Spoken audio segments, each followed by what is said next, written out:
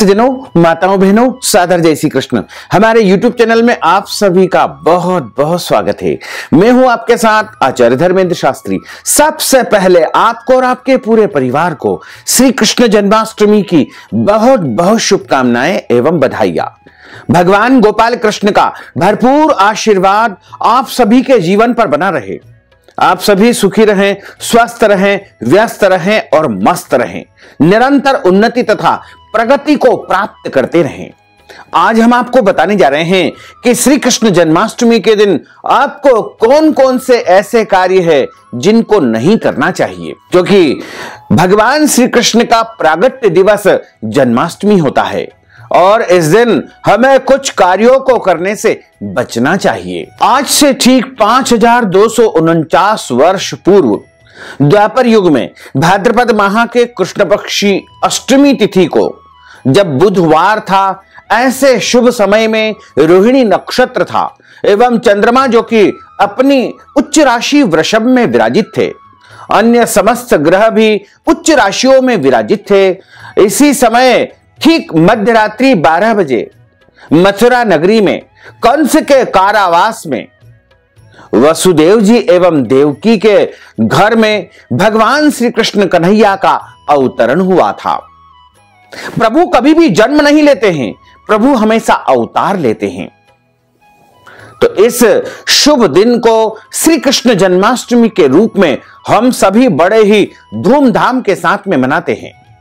इसे गोकुलाष्टमी के नाम से भी जाना जाता है, श्री कृष्ण जयंती के नाम से भी जाना जाता है, श्री जयंती के नाम से भी जाना जाता है। वैसे प्रायः लोग इसे जन्माष्टमी के नाम से जानते हैं और बड़े ही धूमधाम से भगवान कृष्ण कन्हैया का जन्मोत्सव मनाते हैं। भगवान कृष्ण कन्हैया जो कि पूर्ण पुरुषोत्तम का साक्षात अवतरण हुआ है।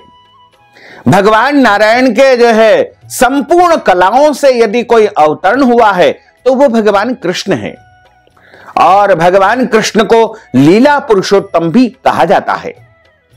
उन्होंने इस पृथ्वी पर आकर के लीलाएं की थी, दुष्टों का सर्वनाश किया था और इस पृथ्वी के ऊपर से जो है पाप का जो बोझ बढ़ता जा रहा था उसको समाप्त किया था। भगवान कृष्ण कन्हैया का अवतरण दिवस इस बार जो कि 2 दिनों तक लगातार रहेगा, क्योंकि कुछ पंचांगों में 18 अगस्त 2022 गुरुवार को जन्माष्टमी बताई है, वहीं कुछ पंचांगों में 19 अगस्त 2022 शुक्रवार को श्री कृष्ण जन्माष्टमी बताई गई है।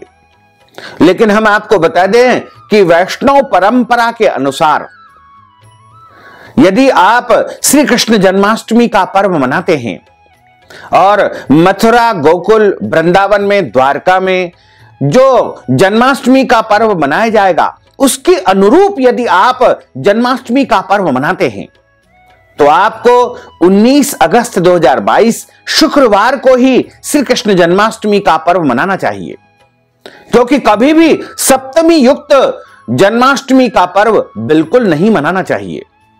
जैसे शुद्ध जल में एक बूंद भी यदि मदिरा का पड़ जाए तो वह अपवित्र हो जाता है, उसी प्रकार यदि जन्माष्टमी तिथि को यानी अष्टमी तिथि को यदि सप्तमी का स्पर्श लग जाए तो वह अशुद्ध एवं अपवित्र मानी जाती है। वैसे तो जन्माष्टमी 18 प्रकार के भेद वाली बताई गई है। इसमें शुद्धा, विद्धा, समा, न्यूना, इस प्रकार से 18 प्रकार के भेद हमारे पुराणों में जन्माष्टमी के बताए गए हैं। लेकिन हमेशा सूर्योदय व्यापिनी अष्टमी जो कि नवमी को स्पर्श करती हो, ऐसी जन्माष्टमी का पर्व ही मनाना चाहिए और उसी दिन हमको व्रत करना चाहिए। इस बार अष्टमी तिथि का आरंभ 18 अगस्त 2022 गुरुवार की रात को 9:21 पर हो जाएगा और 19 अगस्त 2022 शुक्रवार की रात को 11 बजे अष्टमी तिथि समाप्त हो जाएगी।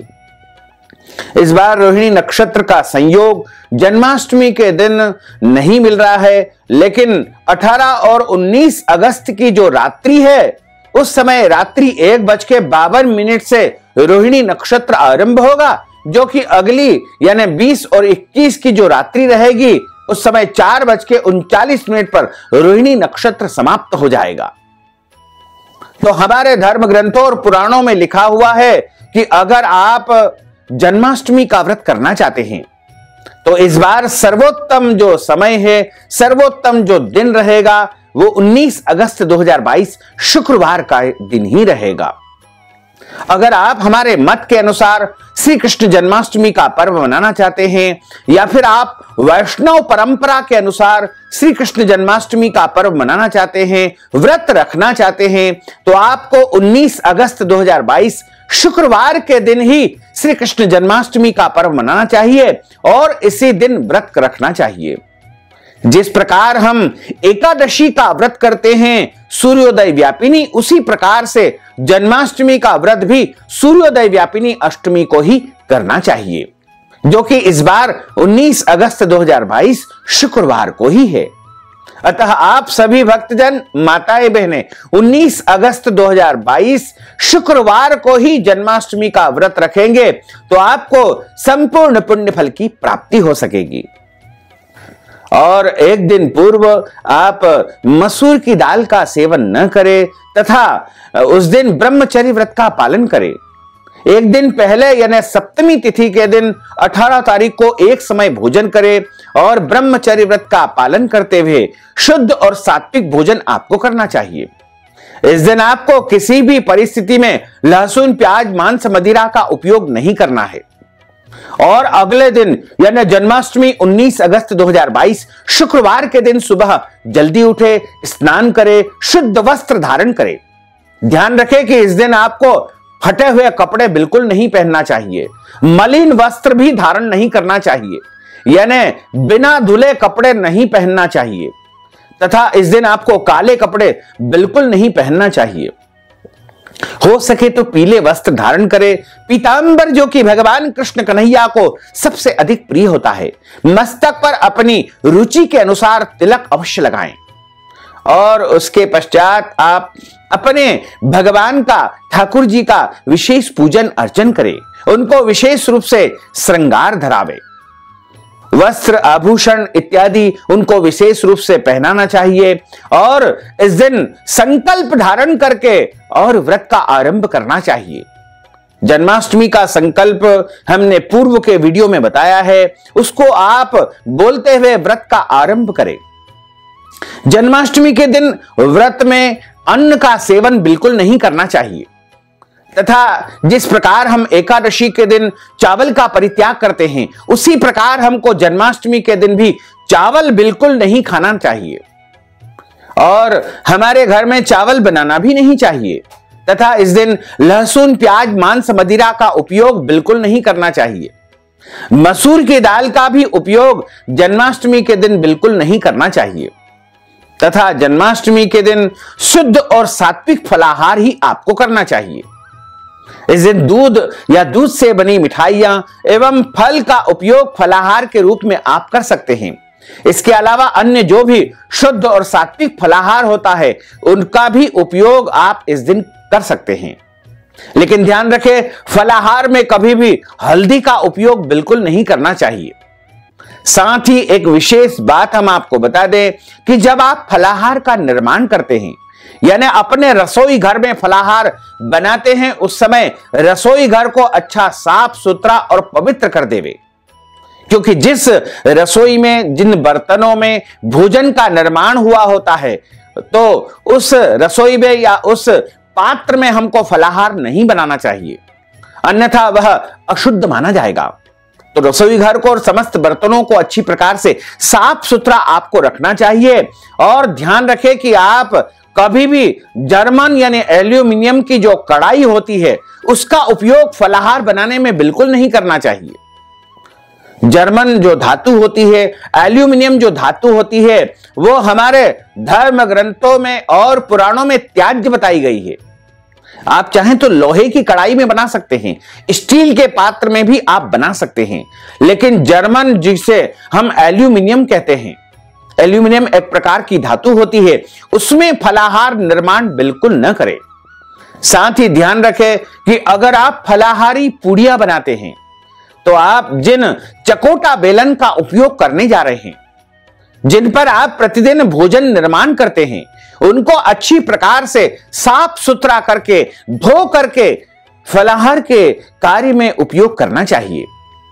साथ ही इसमें आपको किसी भी परिस्थिति में लहसुन प्याज का स्पर्श बिल्कुल नहीं करना है। इनको इस दिन रसोई घर से पूर्णतः दूर रखना है। और आप इस दिन जो है क्रोध बिल्कुल न करें और बिना स्नान किए फलाहार का निर्माण न करें। ब्रह्मचर्य व्रत का पालन करें। भूमि पर शयन करना चाहिए तथा जन्माष्टमी के दिन दाढ़ी कटिंग शेविंग आपको नहीं करवाना चाहिए। शरीर के अंग के कोई भी बाल काटना अथवा कटवाना वर्जित माना जाता है तथा अपने मन में किसी भी प्रकार से बुरे विचार आपको नहीं आना चाहिए। और तुलसी जी के पत्ते हालांकि इस दिन नहीं तोड़े जाते हैं, इसलिए एक दिन पहले ही आपको तोड़ करके रख लेना चाहिए। और समस्त पूजन सामग्री में तथा भोग में बिना तुलसी के जो है पूजा अधूरी मानी जाती है। अगर आप किसी कारणवश नहीं तोड़ पाए हैं तो आप तुलसी जी से आज्ञा लेकर के हाथ जोड़ करके प्रार्थना करके तुलसी जी के पत्ते तोड़ सकते हैं।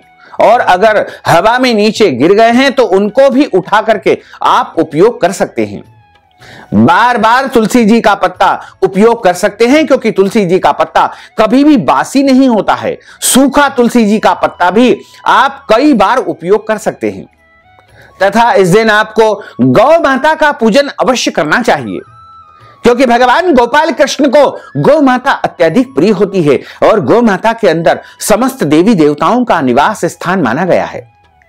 तो गौ माता का इस दिन अनादर अथवा अपमान बिल्कुल नहीं करना है, उनकी सेवा करना है। गौ माता को इस दिन आप भोजन करवा सकते हैं, लेकिन ध्यान रखें गौ माता को किसी भी परिस्थिति में जन्माष्टमी के दिन आपको झूठी वस्तु नहीं खिलाना चाहिए। और वैसे तो प्रत्येक दिन आपको जो है शुद्ध और पवित्र वस्तु ही गौ माता को खिलाना चाहिए। अधिकतर लोग प्लास्टिक की पन्नियों में रख करके गौ माता को भोजन करवा देते हैं या खिला पिला देते हैं, लेकिन आप ध्यान रखें कि गौ माता को जो पन्नियां यदि आप देंगे तो वो भोजन के साथ पन्नियां भी खा लेगी और पन्नियां बहुत नुकसान करती है। इसलिए आप पन्नी हटा करके ही गौ माता को अपने हाथ से भोजन करवाए या शुद्ध स्थान पर उनके लिए भोजन स्थापित कर दे। पत्तों की पत्तल पर भी आप गौ माता को भोजन सामग्री रख करके खिला सकते हैं। गौ माता साक्षात जो है भगवान का स्वरूप मानी जाती है। और इस दिन आपको अपने घर के बड़े बुजुर्ग माता पिता सास ससुर या अन्य वरिष्ठ जनों का अपमान अथवा अनादर बिल्कुल नहीं करना चाहिए। जन्माष्टमी के दिन साधु संतों की, ब्राह्मणों की, देवी देवताओं की, शास्त्रों की बुराई या निंदा आपको नहीं करना चाहिए। अगर आपके घर परिवार में जन्म अथवा मृत्यु का सूतक यदि लग गया है या लग जाता है तो ऐसी परिस्थिति में आप व्रत तो कर सकते हैं, व्रत के सभी नियमों का भी पालन कर सकते हैं, लेकिन आप पूजन अर्चन का कार्य इस दिन संपन्न नहीं कर सकते हैं। किसी और के माध्यम से आप पूजन करवा दीजिएगा, उसका कोई दोष नहीं है, लेकिन आप स्वयं जो है जन्म अथवा मृत्यु के सूतक में किसी भी परिस्थिति में भगवान का स्पर्श तथा पूजन कार्य बिल्कुल न करें। और जो माताएं बहनें रजस्वला पीरियड में या मासिक धर्म में आ जाती है तो उनको भी भगवान का स्पर्श या पूजन कार्य इस दिन नहीं करना चाहिए। व्रत तो कर सकती है, व्रत के सभी नियमों का भी वो पालन कर सकती है, इसमें किसी भी प्रकार का कोई दोष नहीं माना जाता है। जन्माष्टमी के दिन किसी भी परिस्थिति में अन्न का सेवन बिल्कुल नहीं करना चाहिए। यह व्रत सूर्योदय से लेकर के अगले दिन सूर्योदय तक निरंतर चलता रहेगा। इसमें आप फलाहार कर सकते हैं, चाय कॉफी दूध पी सकते हैं, दूध से बनी अन्य वस्तुओं का सेवन भी आप कर सकते हैं। अगर आपके शरीर में कोई व्याधि है, कोई बीमारी है, अगर आपको बिना खाए पिए कोई दवाई यदि लेना होती है यानी कुछ न कुछ आपको नाश्ता करके दवाई लेनी होती है तो ऐसी परिस्थिति में आप फलाहार करके और दवाई ले सकते हैं। दवाई लेने का व्रत में किसी भी प्रकार का कोई दोष नहीं माना जाता है। तो आप इस दिन जो है पूर्ण रूप से सात्विक विचारों के साथ में जन्माष्टमी व्रत का पालन करें तथा सुबह आपने पूजन कर लिया है और आप यशोदा माता के निमित्त सूतिका ग्रह का निर्माण करें, देवकी जी के निमित्त सूतिका ग्रह का निर्माण करें और पूजन स्थल पर अब आप शुद्ध और पवित्र वस्तुओं को स्थापित करें। भगवान की पूजन की सामग्री तैयार करें। एक पूजन की थाली जिसमें रोली, चावल, चंदन, केसर, अक्षत, कुमकुम और तुलसी पत्र, पुष्पमाला, धूप, दीप, माखन मिश्री का भोग तथा धनिया पीस करके उसकी पंजीरी बना करके उसको तैयार करें। खीरा ककड़ी तैयार करें, फल का नैवेद्यम तैयार करें और शाम के समय आप भगवान के वहां पर अच्छी प्रकार से रोशनी कर देवे, क्योंकि भगवान का प्रागट्योत्सव होगा, भगवान का अवतरण होगा। ऐसे में अपने घर को अच्छी प्रकार से आपको सजाना चाहिए। विविध रंगों की रंगोलियां भी द्वार पर बनाना चाहिए, द्वार पर दीपक लगाना चाहिए और घर को अच्छी प्रकार से सजा धजा करके तैयार आपको कर लेना चाहिए। मध्य रात्रि ठीक 12 बजे आपको भगवान का जन्मोत्सव मनाना है, भगवान की आरती आपको उतारना है। रात्रि के समय जन्म के पूर्व आप भगवान को खीरा ककड़ी में स्थापित कर देवे। खीरा ककड़ी को एक प्रकार से गर्भ के रूप में माना जाता है, यानी प्रभु गर्भ में विराजित हो जाते हैं और उसके बाद उनको खीरा ककड़ी से बाहर निकाल करके 12 बजे के पूर्व पंचामृत से स्नान कराएं, शुद्ध जल से स्नान कराएं, कैसर के जल से उनको स्नान कराएं।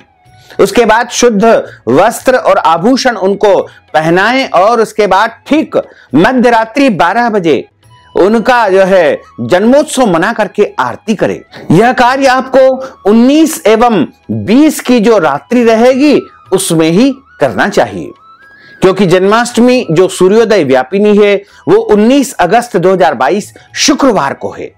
इसलिए भगवान का अवतरण यानी उनका जन्मोत्सव 19 और 20 की मध्य रात्रि में ही आपको मनाना है। और उसके बाद जब जन्म हो जाए तो भगवान को भोग लगाएं, माखन मिश्री का भोग लगाएं, धनिया पंजीरी का भोग लगाएं तथा उनको आप पंचामृत का भोग लगाएं, अनेक प्रकार के मेवा मिष्ठान्न का उनको भोग लगाएं और उसके बाद आरती उतारें और परिवार के साथ में जो है प्रसाद वितरण करें। कुछ लोग, कुछ भक्तजन अपने यहां की परंपराओं के अनुसार जब भगवान का जन्म हो जाता है तो उसके बाद भोजन कर लेते हैं, लेकिन यह तरीका बिल्कुल गलत है, क्योंकि यदि आप अगले दिन के सूर्योदय के पहले यदि भोजन कर लेंगे, अन्न ग्रहण कर लेंगे तो आपका व्रत भंग माना जाएगा। क्योंकि शास्त्रों के नियम के अनुसार जिस दिन जन्माष्टमी का व्रत किया जाता है उसके अगले दिन सुबह ही आपको व्रत का पारणा करना चाहिए। इस बार श्री कृष्ण जन्माष्टमी का व्रत जो कि 19 अगस्त 2022 शुक्रवार को रखा जाएगा तथा इस व्रत का पारणा यानी व्रत खोलने का जो समय रहेगा वो 20 अगस्त 2022 शनिवार को सुबह 5:52 से लेकर के 9:52 के बीच में आपको व्रत का पारणा करना है यानी व्रत खोलना है। इस प्रकार इस विधि से यदि आप व्रत करेंगे, पूजन करेंगे तो निश्चित तौर से भगवान गोपाल कृष्ण का भरपूर आशीर्वाद आपको प्राप्त हो सकेगा। तो भक्तजनों, माताओं, बहनों, अगर आप जन्माष्टमी के निमित्त हमारे माध्यम से कोई पूजन अर्चन करवाना चाहते हैं और इसी तरह अगर आप जन्माष्टमी के निमित्त कोई अनुष्ठान संपादित करवाना चाहते हैं तो आप हमें पेटीएम के माध्यम से, गूगल पे के माध्यम से, फोन पे के माध्यम से या अकाउंट नंबर के माध्यम से नगद राशि पहुंचा करके श्री कृष्ण जन्माष्टमी का संपूर्ण पुण्य फल प्राप्त कर सकते हैं। साथ ही आपसे अनुरोध है कि इस ज्ञानवर्धक वीडियो को अधिक से अधिक लोगों को शेयर करिएगा, लाइक करिएगा, कमेंट करिएगा और यदि अभी तक आपने सब्सक्राइब नहीं किया है तो अभी और इसी समय सब्सक्राइब अवश्य कर लीजिए, ताकि इसी प्रकार की ज्ञानवर्धक वीडियो आपको सबसे पहले प्राप्त हो सकेगी। आपको और आपके पूरे परिवार को सादर जय श्री कृष्ण, सादर धन्यवाद।